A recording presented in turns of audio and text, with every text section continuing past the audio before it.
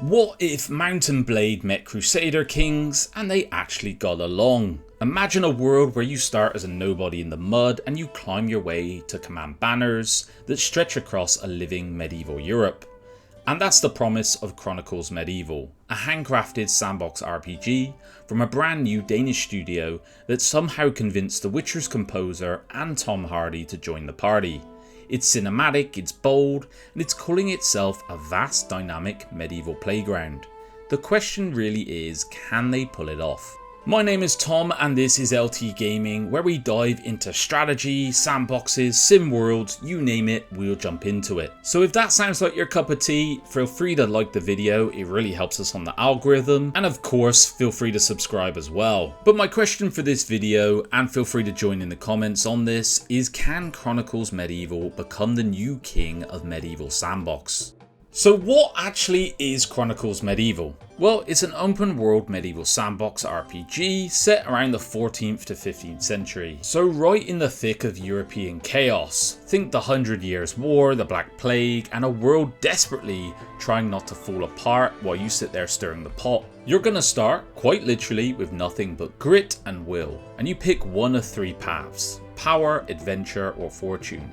And each choice will shape how the story will unfold for you, the player. So whether you become a warlord leading armies, a mercenary chasing coin, or some wandering oddball selling turnips and chaos, that will be entirely up to you. And it's not just big talk, the devs behind this one have some serious pedigree. The studio, Raw Power Games, is based in Copenhagen, where I live, and made up of over 100 developers. Many of whom worked on The Witcher, Assassin's Creed, GTA, and even Cyberpunk. They're building this thing by hand. No generative AI shortcuts, no procedural filler.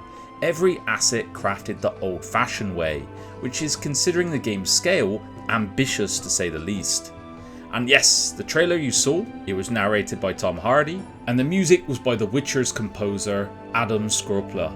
And I'm not saying it's cheating, but it does make every sword swing sound around 40% more heroic to have these two on board. But the take home message is they're going for grounded historical realism with cinematic flair. A living world, not a set stage.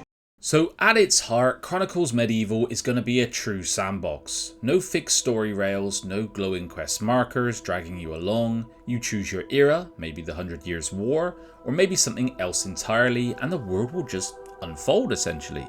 You will explore using what they call the exploration map. This is a top-down fog of war style overworld. It's got proper strategy game flavour here. You can scout, trade, stumble across something horrible in the woods, and then seamlessly drop into a third-person view to actually live it. The switch between macro and micro, strategy to roleplay, might just be this game's secret sauce and where it's going to challenge, for example, Bannerlord.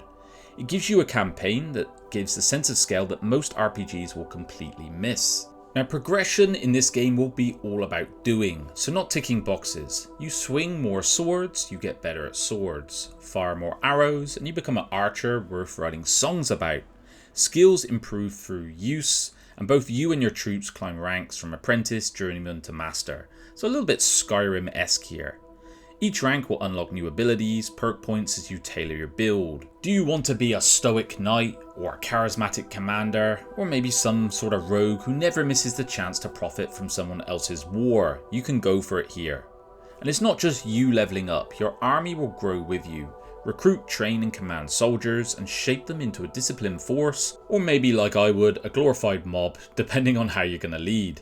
What is particularly clever is this legacy system. The story plays out in about 35 in-game years. When you retire, you'll get a summary of your life. The world remembers what you did, or maybe didn't do, and it's an epitaph written by the simulation itself. This for me is reminiscent of a really old school title called Conqueror 1086 AD, where you get this right up as well. It's a neat twist, so instead of being the chosen one, you're one thread in a much larger tapestry. So while sword swinging is all great fun, Chronicles Medieval won't just be about war, it will be about the world that war shapes. Early footage shows lively towns and fortresses under a full day-night cycle, and the devs are promising full castle management and city building in later chapters.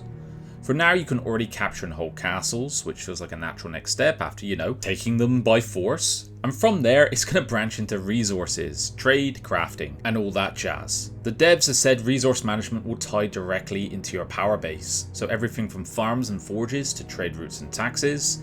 And yes, a single bandit raid can wreck your fragile economy faster than you can say feudal inflation. What's especially promising here is how the simulation will react to what you're doing. If you plunder a town, you might tank your own economy. Secure trade and suddenly your coffers and influence start to swell. NPCs and factions will have their own little schemes ticking away in the background, so the world won't wait for you, it will evolve alongside you. And honestly for me, this is where Chronicles could outshine Bannerlord. Bannerlord nailed the warfare for me, but it's the world simulation, the politics, the economy, the sense that society carries on without you, has always heavily leaned on the mod scene to fill the gaps. Chronicles is trying to build that depth natively, dynamic factions, shifting trade routes, and a living economy that actually breathes. The devs have confirmed that early access will focus mostly on warfare and command first, with deeper economic and crafting systems layered in through later updates. So it's not going to be Medieval Dynasty at launch, but it might grow into one, with a proper simulation hook that will make the sandbox feel genuinely alive, and where many other games have failed, to be honest. Alright, moving on to the bit that will make or break this game, the battles. The team is building a 3-layer combat system, which sounds fancy, but quite intuitive once you break it down. First there is the general layer, your strategic overview. Here you're setting formations, giving orders, and trying to look like you've got everything under control. Then comes the captain layer, where you drop down to the field to command units directly in real time. Think rallying troops, adjusting tactics on the fly, and probably yelling at your cavalry or just doing their own bloody thing again. And finally there's the combat layer, where you grab your sword, wade in personally, and decide if your soldiers can't win the battle, you're gonna have to do it yourself. And you can freely switch between these layers mid-fight, toggling from broad tactics to gritty duels. So what they're striving for is basically Mount and Blade with the tactical clarity of a Total War title. A nice thing here is that the weapons have been given a lot of attention too, so the proper inputs to make sure the animations feel authentic. Combat will use a motion warping system, whatever that bloody means, for smoother strikes, and you can lock onto your enemies for proper duels. So it's clear to me the game is aiming to capture both scale and spectacle. Muddy boots, flying arrows, all running in Unreal Engine 5. Loud and ambitious, and if it actually works, it might just be the best medieval game we've seen in many years. Let's be honest here, Chronicles Medieval looks ambitious, maybe too ambitious, but that's also what's making it look so exciting. On the plus side, the scope here is wild. RPG leveling, large scale battles, diplomacy, castle management, all wrapped in a world that actually reacts to your choices. This is the kind of setup that scratches that live in the Middle Ages itch rather than just another hack and slash with chainmail. The devs team pedigree helps here too, veterans from The Witcher, GTA and Cyberpunk, and you see that in the craftsmanship already. And the fact it's all handmade is a huge thing, no generative AI nonsense, and that's a bold stance in 2025. Add in full mod support from day one, a transparent roadmap, and an open ear to community feedback, and there is real potential here for a long-term ecosystem, the sort of game that could keep evolving for years. That being said, it is still early days. Right now the focus is on this army commander path. Economy, religion, and high-level politics will come later. With this much ambition, there's always a risk of stretching too thin as well. And yes, I know I called it a Bannerlord killer. It's a bit provocative, and it's meant to be, but it's also tongue-in-cheek.